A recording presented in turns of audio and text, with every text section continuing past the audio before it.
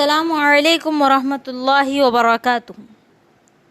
نحمدہ ونصلی علی رسولہ الکریم، اما بعد۔ خطبات رمضان کے دروس میں آج قیام رمضان یعنی نماز تراویح کے بارے میں علم حاصل کریں گے انشاءاللہ۔ سامعین و سامعات، رمضان المبارک کے خصوصی اعمال جن کی اس مہینے میں زیادہ تاکید کی گئی ہے، ان میں سے ایک عمل قیام رمضان یعنی نماز تراویح ہے۔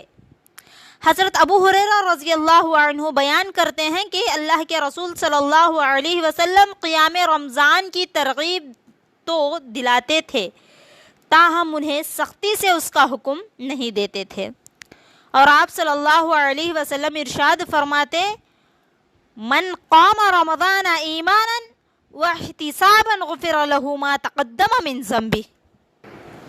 جس شخص نے ایمان کے ساتھ اور اللہ کی رضا کو طلب کرتے ہوئے رمضان کا قیام کیا، اس کے پچھلے گناہ معاف کر دیے جائیں گے۔ بخاری اور مسلم کی حدیث ہے۔ اور سامعین و سامعات، عائشہ رضی اللہ عنہا بیان فرماتی ہیں کہ ایک رات رسول اللہ صلی اللہ علیہ وسلم آدھی رات کے وقت مسجد میں تشریف لے گئے اور آپ صلی اللہ علیہ وسلم نے نماز پڑھی۔ چنانچہ لوگوں نے بھی آپ کی اقتداء میں نماز پڑھی، اور جب صبح ہوئی تو لوگوں نے ایک دوسرے کو اس نماز کے بارے میں بتایا۔ پھر جب اگلی رات آئی تو پہلی رات کے نسبت زیادہ لوگ جمع ہو گئے، اور انہوں نے رسول اللہ صلی اللہ علیہ وسلم کے پیچھے نماز پڑھی۔ پھر جب صبح ہوئی تو انہوں نے مزید لوگوں کو آگاہ کیا۔ اس طرح جب تیسری رات آئی تو لوگوں کی تعداد اور زیادہ ہو گئی۔ چنانچہ رسول اللہ صلی اللہ علیہ وسلم مسجد میں تشریف لے گئے اور لوگوں نے آپ صلی اللہ علیہ وسلم کے پیچھے نماز ادا کی۔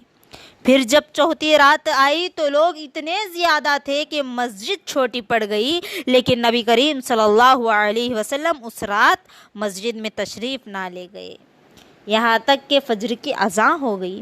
پھر آپ صلی اللہ علیہ وسلم نے فجر کی نماز پڑھائی اور لوگوں کی طرف متوجہ ہو کر آپ صلی اللہ علیہ وسلم نے یہ خطبہ مسنونہ پڑھا اور ارشاد فرمایا، لوگوں، آج رات مسجد میں تمہاری موجودگی مجھ سے چھپی ہوئی نہیں تھی، لیکن میں مسجد میں اس لیے نہیں آیا کہ مجھے اس بات کا اندیشہ ہوا کہ کہیں یہ نماز تم پر فرض ہی نہ ہو جائے اور پھر تم اس سے عاجز آ جاؤ۔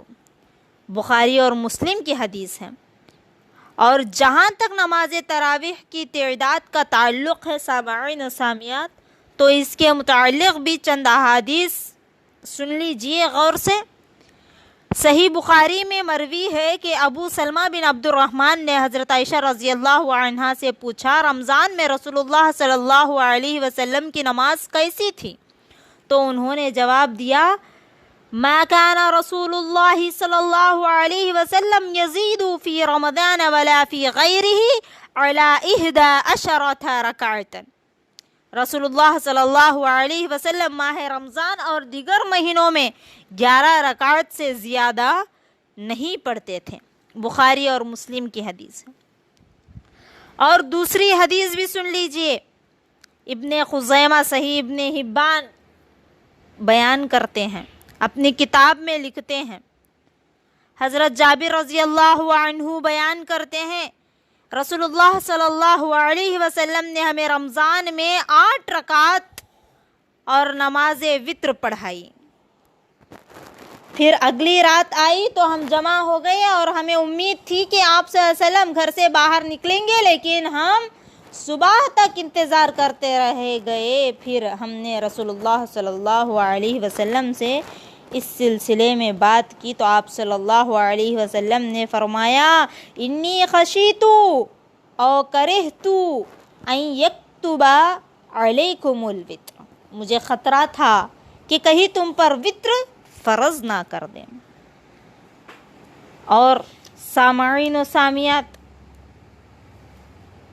تیسری دلیل امام مالک نے اصعب بن یزید رضی اللہ عنہ سے روایت کیا ہے کہ حضرت عمر رضی اللہ عنہ نے ابی بن کعب رضی اللہ عنہ اور تمیم الداری رضی اللہ عنہ کو 11 رکعت نماز پڑھانے کا حکم دیا تھا۔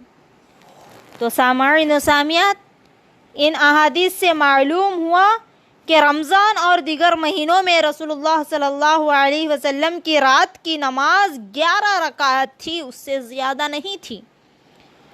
یہی 11 رکعات ہی آپ صلی اللہ علیہ وسلم نے رمضان میں صحابہ کرام رضی اللہ عنہم کو بھی باجماعت پڑھائی۔ پھر جب حضرت عمر رضی اللہ عنہ نے نماز تراویح کے لیے لوگوں کو جمع کیا تو انہوں نے بھی 2 صحابہ اکرام یعنی ابی بن کعب اور تمیم داری رضی اللہ عنہما کو 11 رکعت ہی پڑھانے کا حکم دیا۔ تو اس سے صاف صاف بات پتہ چلتی ہے کہ تراویح کی نماز کتنے رکعت ہے۔ اللہ ہم تمام کو صحیح طریقے پر، صحیح سنت پر عمل کرنے کی توفیق عطا فرمائے، آمین۔